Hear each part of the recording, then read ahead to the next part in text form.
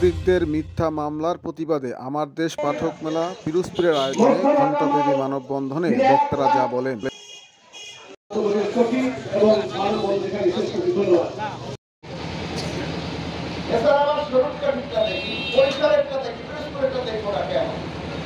আমি 12টা টাকা দিয়ে এটা কিনতে চাই, কিনি, এটি আমাকে হালাল করে করতে হবে।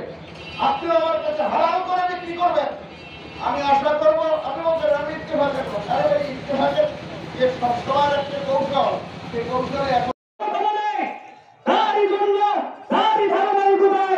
এই সত্যবাসী বলছি এই ধরনের মিথ্যা মামলা দায়ের করেছে বলে আমরা মনে করি বাংলাদেশে অসৎ নন্দিত মানুষের কণ্ঠস্ব আমার দেশবাসীকে সম্বোধনের বিরুদ্ধে এই মিথ্যা মামলার বিরুদ্ধে এই মিথ্যা মামলা দায়ের করায় গণমাধ্যম কর্মীরা এবং গণমাধ্যম সংশ্লিষ্ট শুভাকাঙ্ক্ষী পাঠক পাঠিকা সুরক্ষায়ী সবাই আজ শঙ্কিত এবং যাদের মধ্যে তীব্র ক্ষোভ ও সন্তোষবিহস্ত শ্রম জানাবার। বিশেষ করে বেগম খালেদা জিয়ার সরকারকে তিনি সহায়তা করেছেন, সততার সাথে উপদেষ্টা হয়েছেন কোন রাজনৈতিক বিবেচনায় নয়,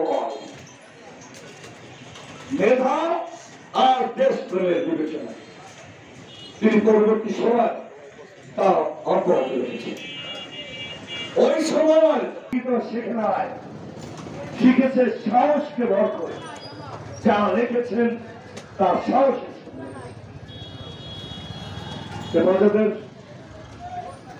কোরআনের পাখিদের হত্যা, সারা বাংলাদেশে মানুষকে হত্যা নৈরাজ্য, আর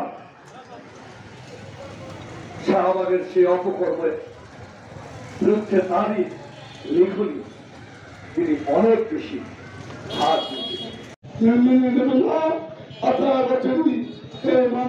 আন্দোলনের মাধ্যমে এই সকল মিথ্যা মামলা প্রত্যাহার করতে সরকারকে বাধ্য করবে। আসেন আজকে আমি শপথ নেই, যেটা আমার ভাই বলেছেন, ফ্যাসিবাদকে বাংলাদেশে আর আসতে দেওয়া হবে না, কোনো সুযোগ নাই। বাংলাদেশের মাটিতে আওয়ামী লীগের রাজনীতি করার কোনো সুযোগ নাই। সকল মামলা প্রত্যাহার সহ বর্তমানে যদি কোনো মামলা হয়ে থাকে তা প্রত্যাহার অবশ্যই অবিলম্বে করতে হবে। আমাদের আজকের এই সভা থেকে এবং এই মানববন্ধন থেকে আমরা সেই আহ্বান বর্তমান সরকারের প্রতি জানাচ্ছি। আমরা কোন অবস্থাতেই বাংলাদেশের 5 একরের পূর্বের জায়গায় ফিরে যেতে দেবো না। সবাইকে ধন্যবাদ। মামলা দিয়ে হয়রানি করা হয়, আমাদেরকে জেল হাজতে গ্রহণ করা হয়, যা ইতিমধ্যে আপনারা দেখেছেন। সাতক্ষীরায় কালের কণ্ঠের সাংবাদিককে একটা দুর্নীতির খবর সংগ্রহ করতে যাওয়ায় ইউনূস সাহেব ওনার ক্ষমতা বলে উনি 10 দিনের কারাদণ্ড দিয়ে উনি ওনাকে জেলে পাঠিয়েছিলেন, কিন্তু রাখতে পারেননি। তো প্রিয় উপস্থিতি, আজকে আমরা এখানে মাহমুদুর রহমানের যে মিথ্যা